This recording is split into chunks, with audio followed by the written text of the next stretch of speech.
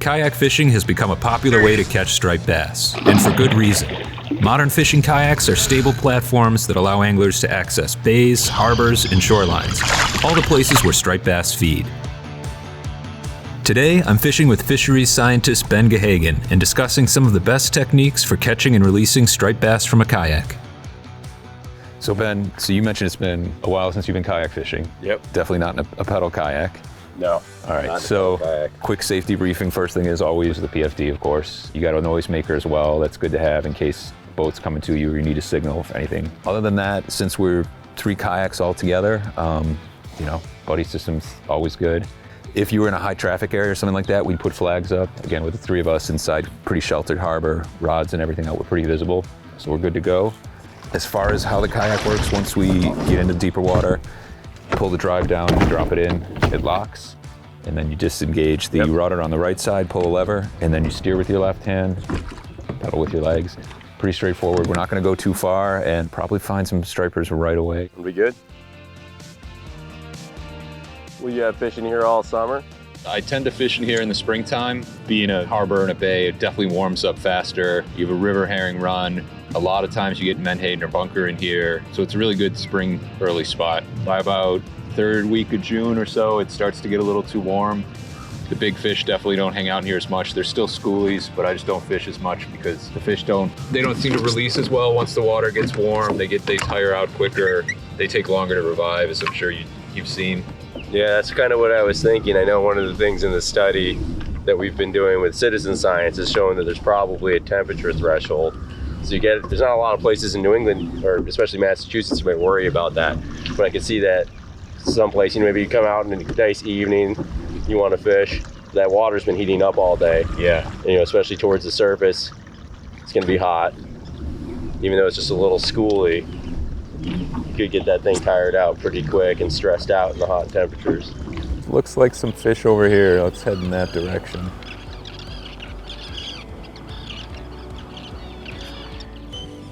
All right, there's definitely fish here. Oh, absolutely. You can see them breaking underneath. See the backs. You're gonna go right, I'll break left. Sounds good. Classic pincer maneuver.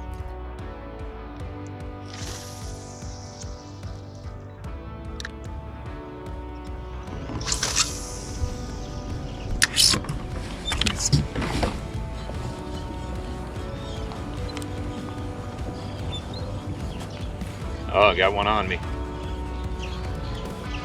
There he is. All right, there we go. Boy, they're all around me now. Look at this.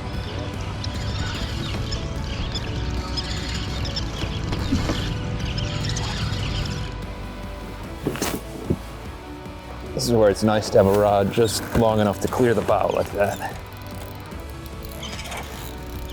So smaller bait here, and that's why it's turns feeding on it. You can see him pushing it to the surface. The fish are being a little picky, but small, soft plastic fooled this guy.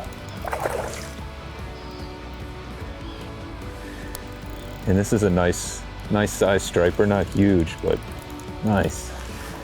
And this is what we're kind of expecting in here is schoolie size to stripers about this size. And so we know we're gonna be catching and releasing these fish. It makes sense to go with something like that. Soft plastic you can fish on a single hook and not do much damage to these fish with treble hooks. So it comes out really easily. And you can see good, healthy fish. And try to get him back in the water as quickly as possible. Water's nice and cool because it's early, so you can see he's ready to go already. But in general, the quicker you get these fish back in the water, the better. What's nice in a kayak is you're low to the water like this. You can hold that fish in the water and pedal along and kind of revive it like that. Not that this guy really needs it. When striped bass are feeding at the surface, the noise of an outboard motor can spook them and cause them to disappear. But if you're in a kayak, they will often stay up and keep feeding. Come on. Yeah, there we go.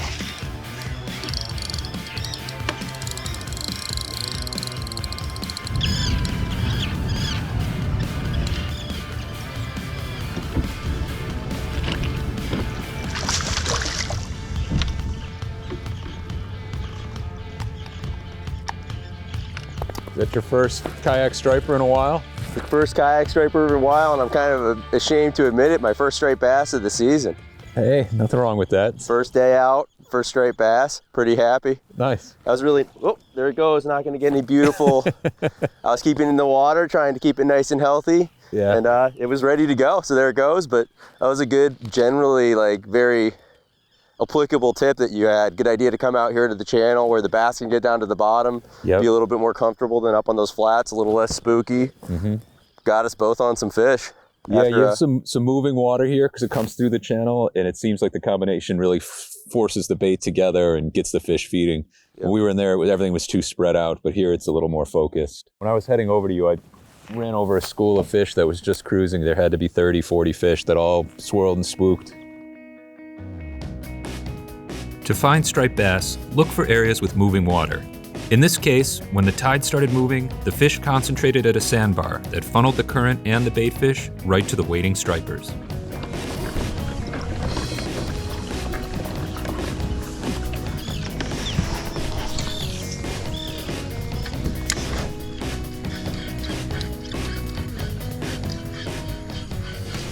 There we go.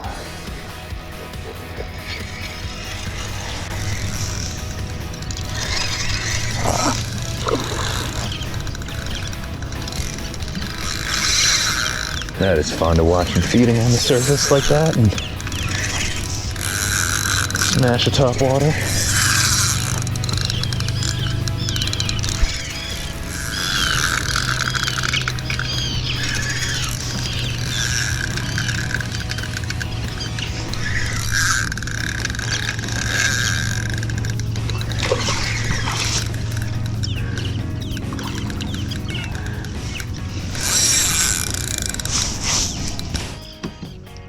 This is fairly light tackle. This rod itself is medium heavy, rated for 1/2 to 1.5 ounces.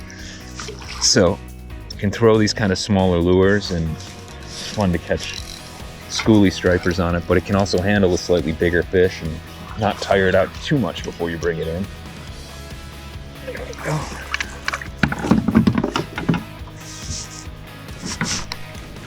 It's a good looking fish. And he's got a lot of sea lice on him. You can see that usually means this fish migrated in from down south not too long ago from open water. He's got a lot of sea lice on his nose. Easy unhook. I grab the pliers just to pop that out.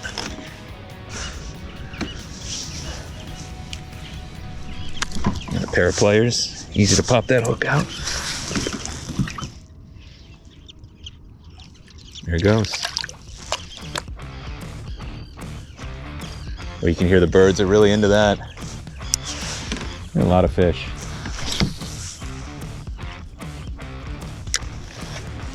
So kind of a fairly slow retrieve. A lot of twitches. Every time you twitch this bait, it kind of kicks off to the side one way or the other. So if you make quick twitches, kind of walks side to side, zigzags. And if you do it erratically, it looks a lot like a bait fish trying to get away, which is the idea. That looks like some fish there.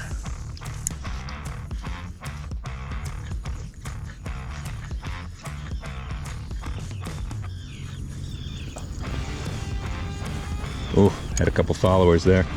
Picky fish. Yeah, they're doing a lot of following. Yep. Look at this one, I got one hot on me here. And gave up at the last second. I just had one like a freight train.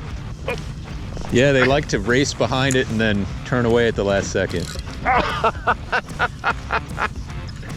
I should have, oh, there he came back for it.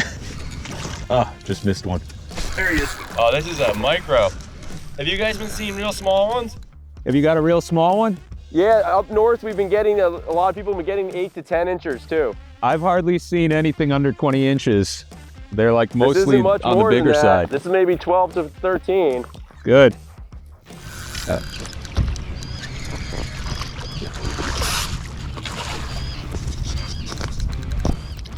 Yeah, pretty little fish.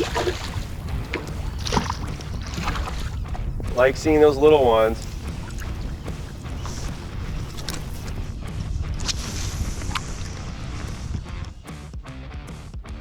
So like Ben was just talking about, these smaller fish, these are obviously born a little more recently. There haven't been very good spawning classes recently, so to see these smaller fish, these are the ones we're going to need to grow bigger in a few years and keep the population going. So seeing these is a good thing.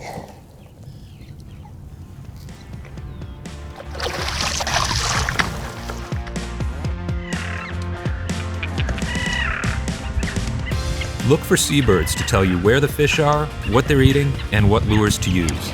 In this case, terns picking bait off the surface told us that the stripers were eating small bait fish, likely sand eels or silversides, and that smaller lures would work the best. You running a little walk the dog type lure now? Yeah, I wanted to try and, I went through the trouble of putting single hooks on all these plugs. I wanted to try and actually make it happen. That's awesome. That's a great idea. I think it's awesome that you did the double singles. What we're seeing is that 2 hooks, even if they're both singles, are still a little bit problematic for the fish. Yeah. Which is interesting. And then you get to these things with how to weight your lure properly.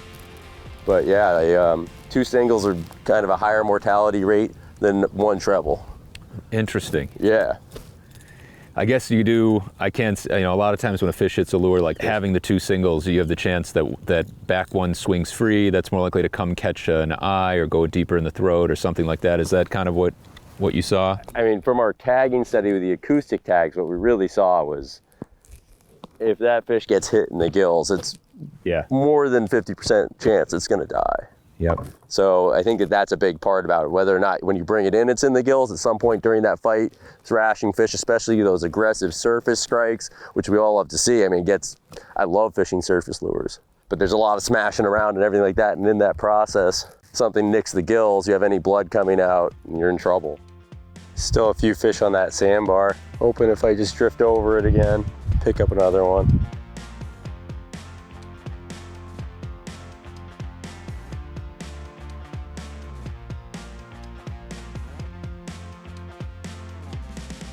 When you're handling a fish kayak side, Kevin, how is that different for you than like being on the beach? You said you were just waiting. Like, how's that different for you? When I'm kayak fishing, for the most part, if I can keep it next to the kayak in the water, if it's a striper, grab the lip, just hold it right there, unhook it. Yep. Quick photo, gone. It's it's an easy way to do it. The other thing that you can do in the kayak, if you got a bigger fish, if it's summertime, the water's warm. Whoa! Nice. I was trying hard to listen to you. I didn't set the hook the right way. Don't let me distract you. No. I asked the question. I apologize. But if you've got a fish and you need to revive it, swim away. Like sometimes when we're live lining bunker from the kayak, you get the bigger fish, they get a little tired out. I'm gonna cast to that. And you can hold the fish next to the kayak and pedal along and revive it that way, kind of swim it next to the kayak. Get tight? Yep. Yeah, there we go. I'm gonna see if I can double up with you. We'll see. So they're definitely feeding on this shallow sand as the current's sweeping over it. Absolutely, as this tide's picked up, they've set right up on it.